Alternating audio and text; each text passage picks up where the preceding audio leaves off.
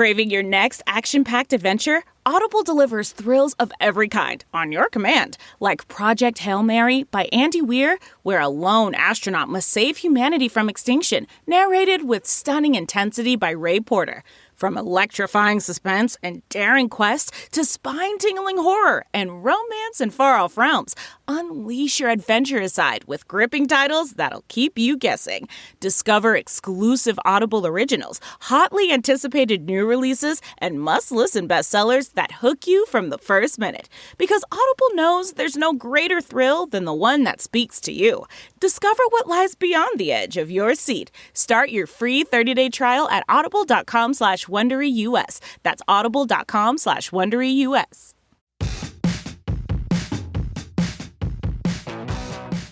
Hey folks, it's Matt Zachary, and welcome to Vax On, a weekly segment of my podcast Adaptations right here on the Offscript Network. Hey, I'm Allura Nanos.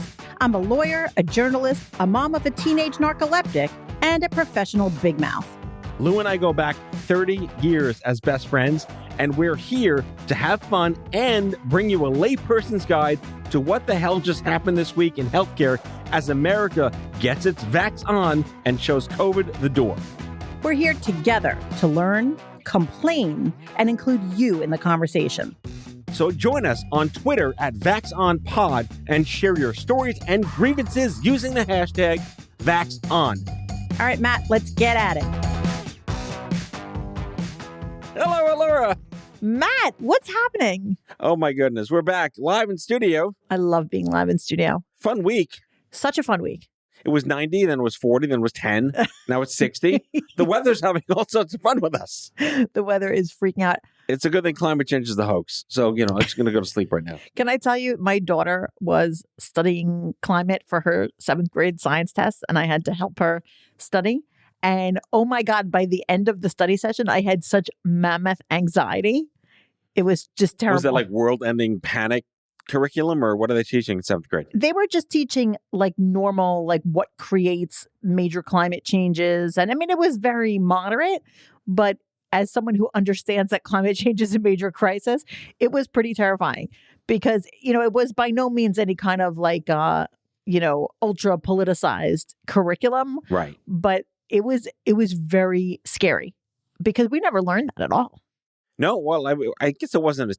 We had the ozone. That was the ozone big deal. Right, in the 80s. chlorofluorocarbons. Yes, Don't use Aquanet. Aquanet. Yeah, Aquanet was going to kill everybody. And then what happened? The ozone is on its way to be healed, apparently. Did they fix it? They did fix it. But they fixed the ozone, but did they fix the hairspray? Or they just put different shit in the hairspray? I think it's different net now. Now it's internet, not Aquanet. I remember being like legit concerned about the Aquanet. What are we going to do? And then it was My hair needs to be this high. Yes. The ultimate Staten Island concern. Depp was the ultimate, I suppose. Depp was like the most ghetto hair gel it's like ever. The Dracar of hair product. Oh, it was so bad. It was like glue or do they even make Depp anymore? I don't know. But it was like you drop something in it, like it wasn't even like Prel. It didn't even fall. It was like just like in Jell-O. Yeah. It was, oh God. Did you have to go there and bring that up? I mean, you brought up that. Anyway, in better news. Like, what's better than like, I don't know, Depp and CFCs? The Queen has COVID.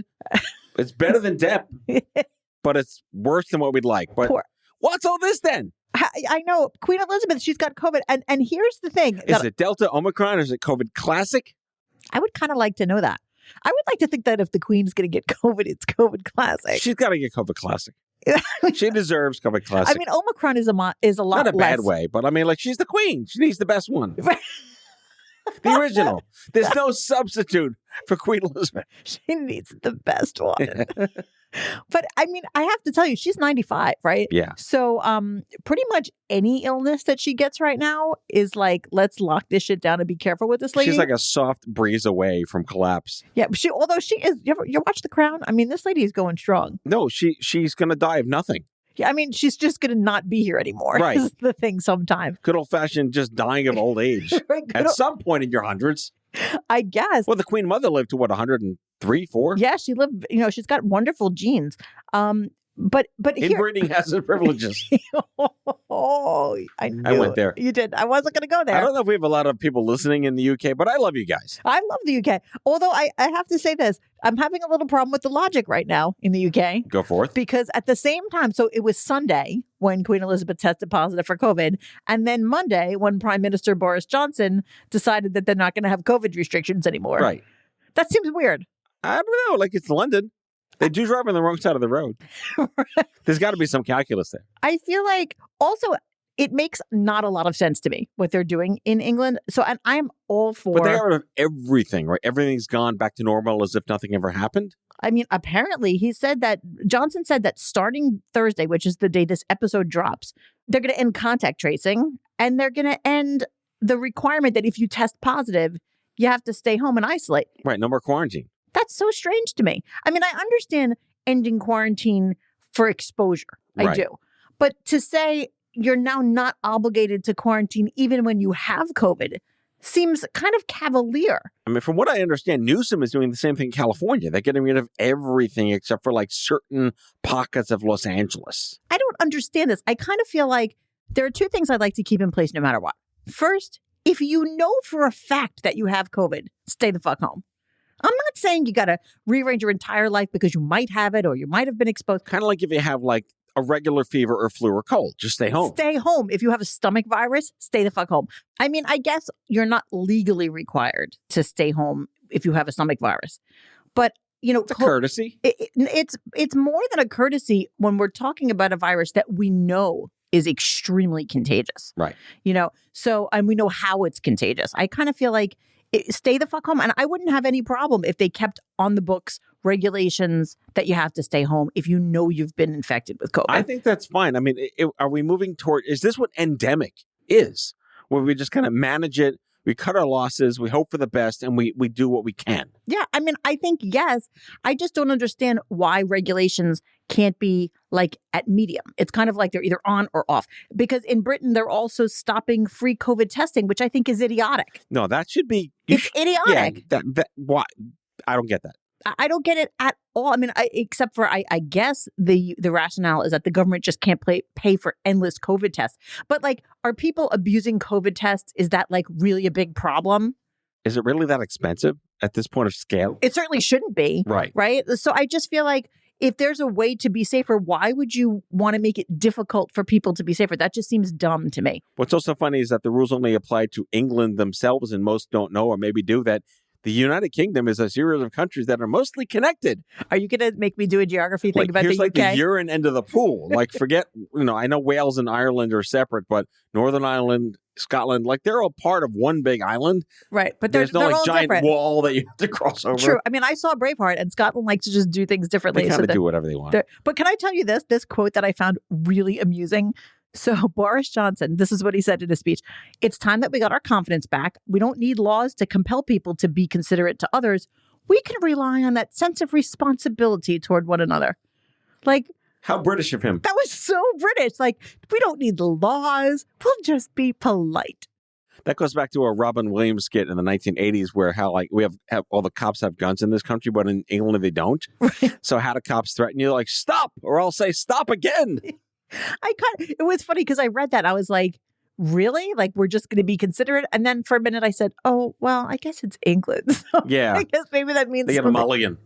Actually, that's Scottish. Isn't that a great stereotype, though? What? The British stereotype that people are just more polite. It's a great stereotype. I don't know if it's accurate at all, but I just feel like it's a fantastic stereotype. I think of all the stereotypes to possibly be cast with, that's a good one. It's fantastic. You're all damn polite. Yeah, you're just so polite. Bad teeth, but polite. With your umbrellas and your nice shoes. With your umbrellas.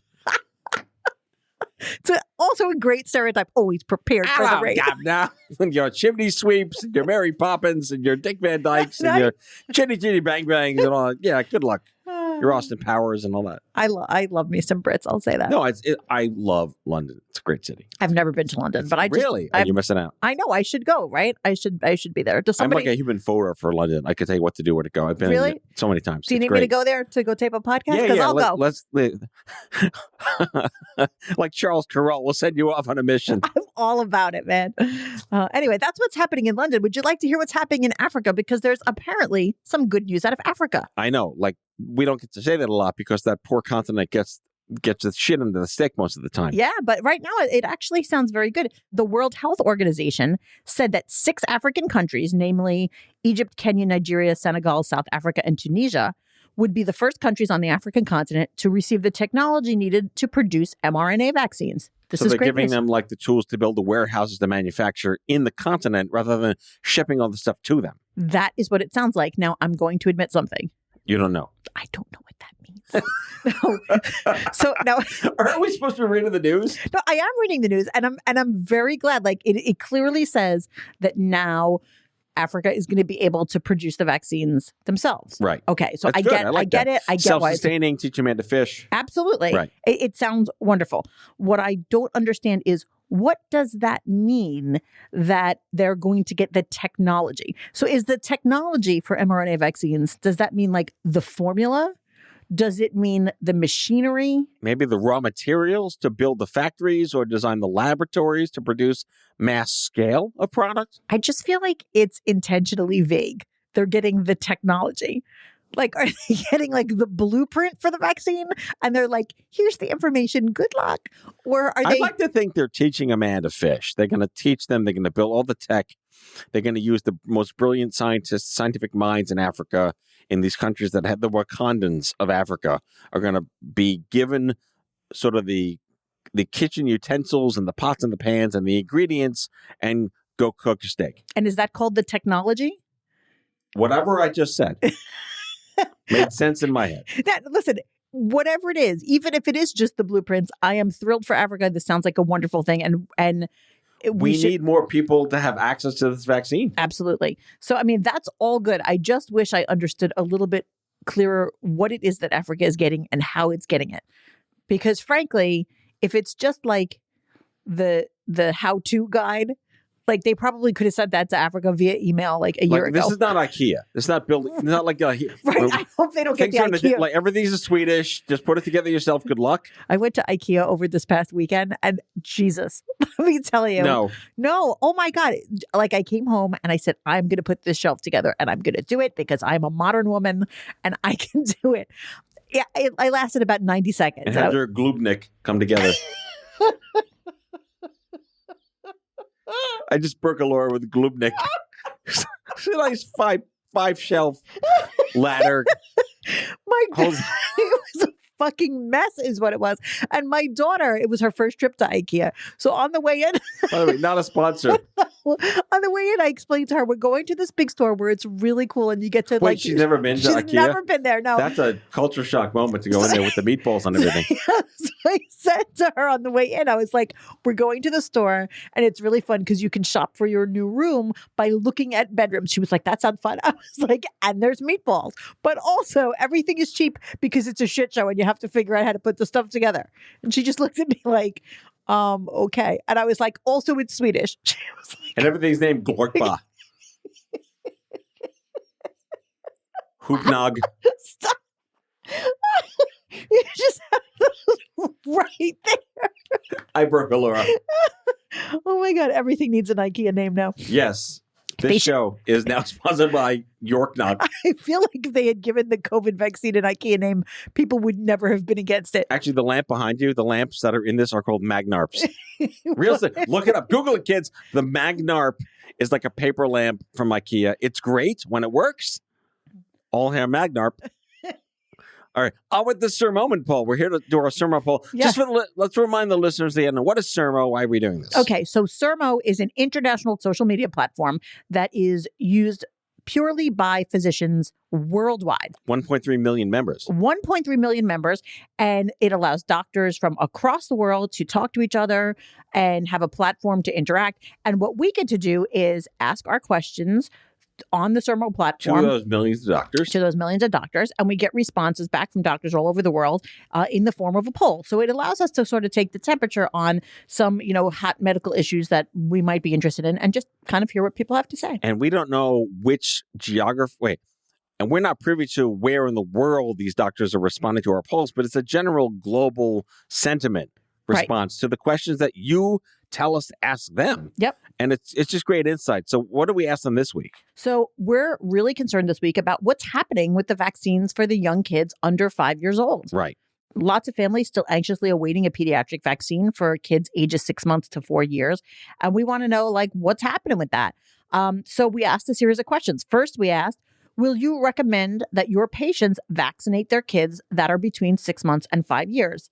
And 65% of the doctors said yes. 35% said no, that they would not recommend vaccinating young children. And we don't know why. We just asked them yes or no questions. Right. We don't know why. It may be because they're against the vaccine. It may be because they distrust something in kids that age, or it may be because they're like, sir, I'm a podiatrist. This is a Wendy's. I know, right? It may be that this is a Wendy's situation. All right. Next question. Would you vaccinate your own children if they were between those ages? Which I think is an interesting question. Yeah. Like, would you take your own medicine? Right. And that really gets to the heart of it, right? That's even if you're a podiatrist. Right. Even if you were at a Wendy's, would you vaccinate? Or a podiatrist at Wendy's. Would you vaccinate your own kids? Same percentages. 65-35. Yes, Yes, no. 65-35. Yes, no. Makes sense. Absolutely. In your opinion, will parents of children in that age group be more or less likely to vaccinate their kids against COVID as compared to parents of older children? 20% said that they think those parents would be more likely to vaccinate. 63% said less likely. 18% said the same. And that makes sense to me. I think that when you have very young children, especially because those kids are getting lots of other vaccines at that age, I can imagine people will be more hesitant. I mean, to be honest with you and the listeners and my whole universe, if I had children under 5, I would personally be hesitant to give them any vaccine for any reason. It's just sort of the way it is. Outside of the ones you're supposed to get them that have been proven for many, many years. Right. I mean, it's like you feel that way when it's very young kids that you're just kind of afraid to do anything. Right. And whether or not that's rational. Because they're giant meatloafs that could, your goal is to not kill them. Right. And I think it's kind of like not as informed by medicine and science, and it's just informed instinctive protectionism. Right. It's like this weird, like, I don't even know, and I hate doing all of it. And like, I'm not going to give them cucumbers. Right, because you're still in the, like, I don't know, can I give them peanut butter? Can I give them shellfish? Right. I remember our pediatrician, when my son was 18 months old, I said, so can he have shellfish? And the doctor was like, what? What are you going to give him? And I was like, in like puree form? What are you thinking? I was like, it's Christmas Eve and we're Italian. Like, I need to know if he can eat like snails and smelts. They were like, what house do you live in? That's what he said. He was like, you could try it. I don't think he's going to eat it. And then my son just scarfed up those scallops. Nice. I know.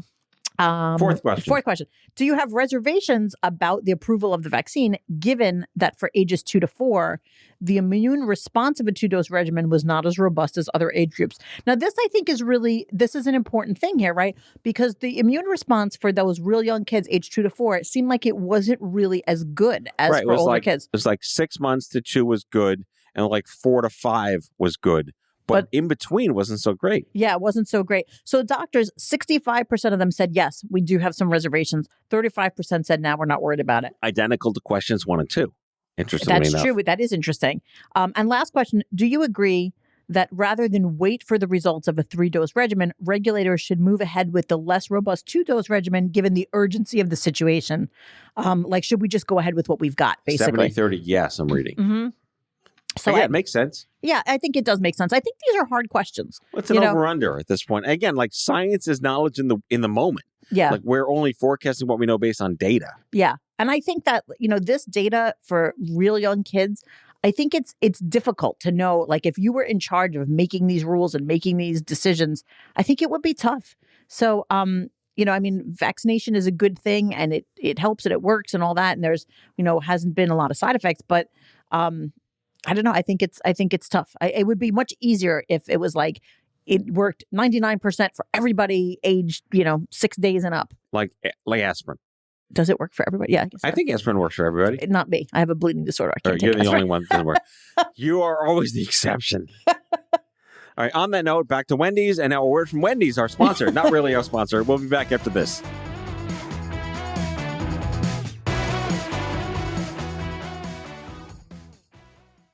Find yourself looking for a new job or change in career? Monster.com is here to help. We are not only here to bring you job postings, but also AI interview prep and salary tools, expert career advice, and top-notch resume services. We've got everything you need to land your perfect job fit. Discover the magic of finding the ideal job with Monster.com. Your future starts now. Visit Monster.com today. Your next job opportunity is just a click away.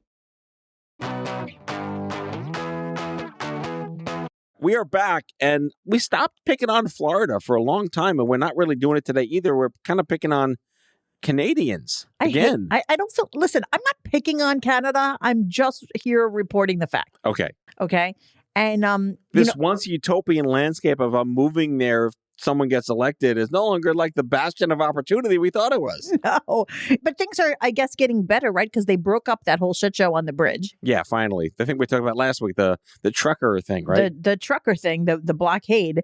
They seem to have broken that up, although Prime Minister Trudeau says, like, listen, not so fast. I still need these emergency powers because the people are still kind of standing by and they may regroup and make another blockade soon. So I need to keep these powers going. Does he need sharks with frickin' laser beams on them too? I think he might. Okay. I'm imagining, like, why don't they just paint the ground in that bridge, like with the crisscross, like the don't block the box thing? Right. Because I feel like there is no fear like the fear of blocking the box. I want them to do like a Wile E. Coyote where they stretch the road into a rock and paint the cave of the road extending through the rock, and then the trucks just crash on the rocks. Oh my God. And that's so grim. Yeah. But I mean, come on. Cartoons for the win. Can I read you my favorite quote from the story about Canada that I read? Please do. Okay, here it is. It says, the Royal Canadian Mounted Police said that those who had their bank accounts frozen were influencers in illegal protests in Ottawa. Now, here's my question as I read this. The mounted police are there? I did not even consider. Do they have guns? I don't know. They must. It's like, stop or I'll stomp on you. I just had never considered On my caribou. in my mental picture of what was happening in Canada. Like, I'm picturing like handsome Trudeau doing something and people getting pissed off at him, and then I'm picturing like a bunch of truckers on this bridge and everybody being very cold. What I am not picturing with Ryan Reynolds in the background. Yes, and, yes. And any Canadian famous American and people celebrity. just randomly walking around being like, "What is all this about?" Like that's what I'm picturing. Okay. I need Terrence and Phillip to do a song about this from the South Park movie. Yes, please do that. But I never at any point had a mental picture of anyone on horseback. And I just feel like throwing that in just changes the whole mental picture. That's hysterical. Like the mounted brigade. I feel like usually horse beats random vagrant or whoever lying around. Right. But then, like, I think truck beats horse. But caribou beats truck. Caribou does beat truck. But Ever seen one up close?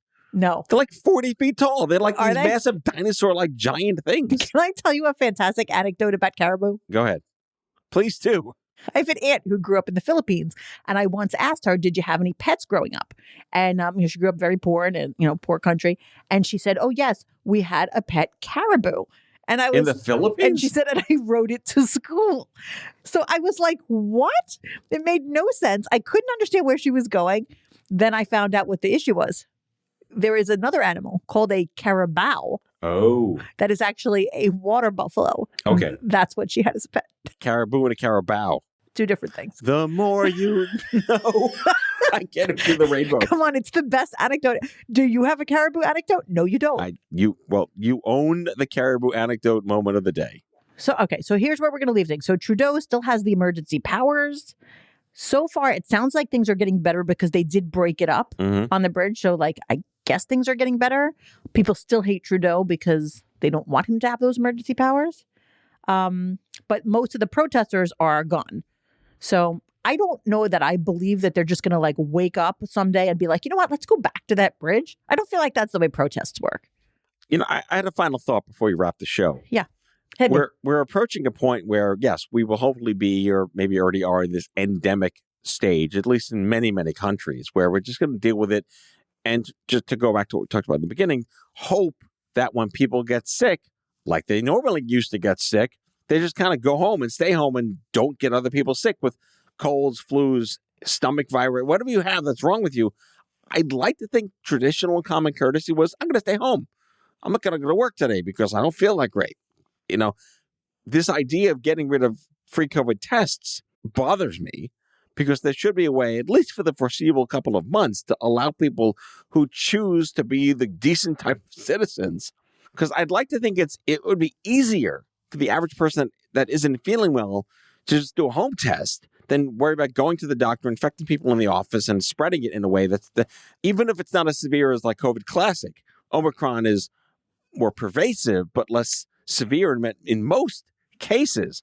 I think it bothers me. I guess where I'm ranting about this is that in the spirit of endemic, all the people we've been demanding, come on, please get vaccinated for the greater good. If we're at a point now where it's moot to be vaccinated, did they win? Yeah, I don't know. But I think that what you're talking about is the most important point here, which is one of the few good things that came out of this pandemic is that people have become more aware of health care, the transmission of disease. I think everyone has become more aware of that. And I think that if you know you have a contagious illness, any illness, not just COVID, that you should be responsible and aware of what you're doing and how that affects other people. And if anything, I hope that we as a society have become more responsible about our decisions to go to work and go to school, but also have become more understanding about the need for people to stay home when they're not feeling well. You see now how everything shuts down if you say, oh, well, I have COVID or I'm exposed to COVID. There's no questions asked. You don't come to work. Right. You don't come to school. You don't come to work. You don't have to do a whole song and dance and feel pressure from your employer to get there because everyone knows, oh, I have COVID. I got to stay home. So I hope that we hold on to that to a degree to say people's health is more important than making sure you get into work or making sure you go to that meeting. Against the backdrop of the fact that most people are probably going to just be work from homers from now on.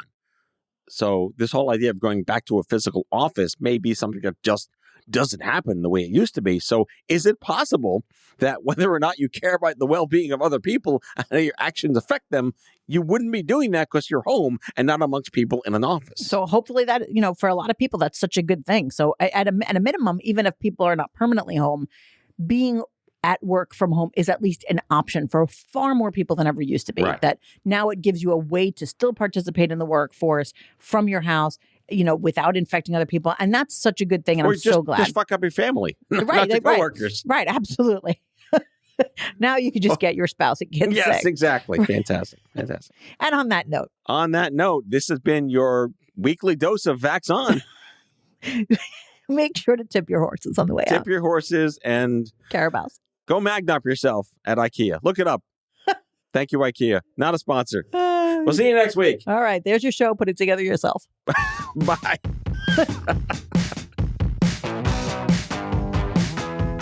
That's all for now. If you like Vax On, be sure to subscribe, leave a review on Apple Podcasts, follow us on social, and tell all your friends to listen. Tell us your shit show of a healthcare story by leaving a message for us at 855-AUDIO-66, and we might just use it in a future show. Vax On is a product of Offscript Health. We are a healthcare engagement company built for patients and caregivers by patients and caregivers. Our executive producers are Matthew Zachary and Andrew McDowell. Our senior producer is Brianna Seeley. Our hosts are Matthew Zachary and Allura Nanos. It is recorded, mixed, and edited by Brianna Seeley.